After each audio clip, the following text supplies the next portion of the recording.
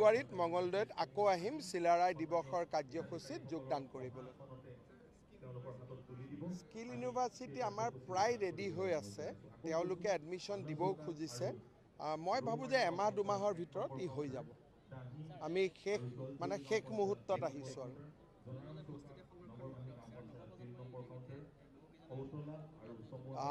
এই বিষয়ে আপোনালোকে দিলীপ শইকীয়াৰ লগত পৃথকে আলোচনা কৰিব, কাৰণ মঙলদৈৰ বিষয়ে তেওঁৱে ভালকৈ জানিব। আৰু সংৰক্ষণ মুক্ত বা সংৰক্ষণ, আমিতো চব একেই অসমীয়া মানুহ, গতিকে আমি সংৰক্ষণ মুক্তটোত বেছি জোৰ নিদিওঁ। সংৰক্ষণো অসমীয়াই সংৰক্ষণ আছিলে, গতিকে SC মানেতো অসমীয়াই, গতিকে এইটো আমি একেলগ হৈ থাকিব লাগিব।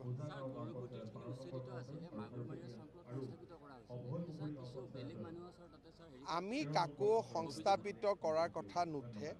চৰকাৰী মাটি আমি কাকো আবণ্টনো দিয়া নাই। গৰুখুটিৰ পৰা আমি উচ্ছেদ কৰিছোঁ। মানুহবিলাক চেডেলি ভেদেলি হৈছে, কোনোবা ছয়গাঁৱৰ ফালেও গৈছে, কোনোবা আঁতৰি গৈছে, কোনোবা 2-4টা দৰঙতো আহিছে।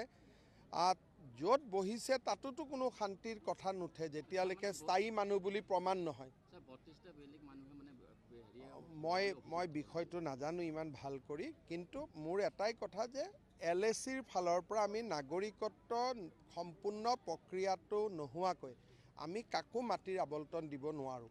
নাগৰিকত্বটো চাই পেলাইহে আমি আবণ্টন দিব পাৰিম। চাওক, বহুকেইটা সমষ্টিত AGPয়ে বিচাৰিছে, BJPও আছে। বিষয়টো দলীয় পৰ্যায়ত লাহে লাহে আলোচনা আৰম্ভ হৈছে আৰু আমি সমাধান কৰি ল'ম। কিন্তু এইটো ঠিক যে যিটো বস্তু মই বিচাৰিছোঁ সেইটো মই পামেই বুলি কথা নাই। বিচাৰাত আপত্তি নাই, কিন্তু বিচাৰা মতেতো সকলোকে দিব পৰা নাযাব। সমষ্টিটো সেইকেইটাই। আজিও তেজপুৰত এটা উচ্ছেদ চলি আছে, মানে দৰঙতো আছে। মানে টোটেল আপোনালোকক মই কওঁ যে অসমত প্ৰায় 20 লাখ বিঘামান মাটি আমাৰ এনক্ৰচমেণ্টত আছে। লাহে লাহে আমি কৰি এতিয়া 1.5 লাখ বিঘা পাৰ কৰিলোঁ। এতিয়া আজি তেজপুৰত আছে, 2 এদিনতে আকৌ গোৱালপাৰাত হ'ব, বৰপেটাত হ'ব। একফালৰ পৰা কাৰণ পুলিচো ইমান নাই, ব্যৱস্থাও ইমান একেলগে সম্ভৱ নহয়, গতিকে এখন ডিষ্ট্ৰিক্ট বা 2খন ডিষ্ট্ৰিক্টতে আমি এমাহত কৰিব পাৰোঁ। তাৰ লগত হাইকোৰ্টৰ কেছ আদিও থাকে, সেইকাৰণে আমি যিমান পাৰোঁ আমি কৰি গৈ থাকিম। ঘাইপথটো এতিয়াতো 4 লেন হ'ব, গতিকে এইবিলাকতো নিজেই উঠি যাব।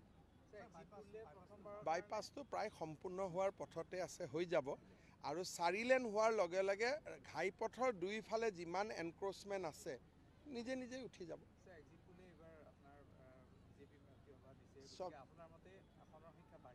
মই এইটো ক'ম যে আজিৰ দিনত এক্সিট পোলৰ বিষয়ে আলোচনা কৰাৰ সময় হোৱা নাই। কিয়? ধৰক এক্সিট পোলত দেখুৱাইছে BJPয়ে ইমানখন পাব। এতিয়া 3টা দলক চিট দিয়াৰ পিছত BJPয়েনো কিমানত প্ৰতিদ্বন্দ্বিতা কৰিব, সেই সংখ্যাটোতো আজিৰ দিনত কোনেও নাজানে, আমিও নিজেও নাজানো। সেইকাৰণে ই এটা প্ৰাৰম্ভিক ইণ্ডিকেশ্যন যে মানুহৰ মাইণ্ডটো কেনেকুৱা আছে, ই এটা প্ৰাৰম্ভিক। কিন্তু মই ভাবোঁ যে আসন বুজাবুজিৰ পিছত ফেব্ৰুৱাৰী মাহত পৰিৱেশটো আৰু স্পষ্ট হ'ব। স্পষ্ট মানে কি হ'ব? BJPৰ ফালে সমৰ্থন আৰু বাঢ়িব, কাৰণ আমাৰ কামো হৈ আছে, আঁচনিও বাঢ়ি গৈ আছে। লগে লগে বিভিন্ন ধৰণৰ কাম কেন্দ্ৰীয় চৰকাৰ, ৰাজ্য চৰকাৰে কৰি গৈ আছে। ফেব্ৰুৱাৰী মাহৰ 20 তাৰিখ মানে আমি গৈ গম পাম যে আমি কিমান। কিন্তু এতিয়া যিটো দেখুৱাইছে, মই ভাবোঁ যে সেইটো ন্যূনতম দেখুৱাইছে। অধিকতম যাবৰ কাৰণে আমাৰ বাকী আছে। চাওক, তেনেকৈ গগৈ লগ লগা, কোনোবাই কালি ক'ব বুঢ়াগোহাঁই লগ লগা, কালি কোনোবাই বৰগোহাঁই লগ লগা। অসমত তেনেকৈ ৰাজনীতি নহয়।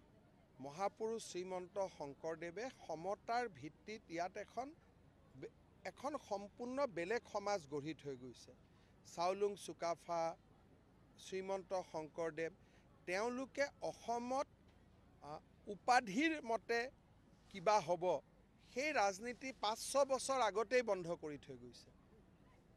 অখিল গগৈহঁতে বুজি পোৱা নাই যে এইখন অসম বেলেগ অসম, ইয়াতে এই ধৰণে ৰাজনীতি নচলে। কোনে কাৰ কাৰণে, সমাজৰ কাৰণে কি কৰিছে, কোনে অসমৰ বিকাশ কৰিব, উন্নতি কৰিব, মানুহে এইবিলাক চাই ভোট দিয়ে।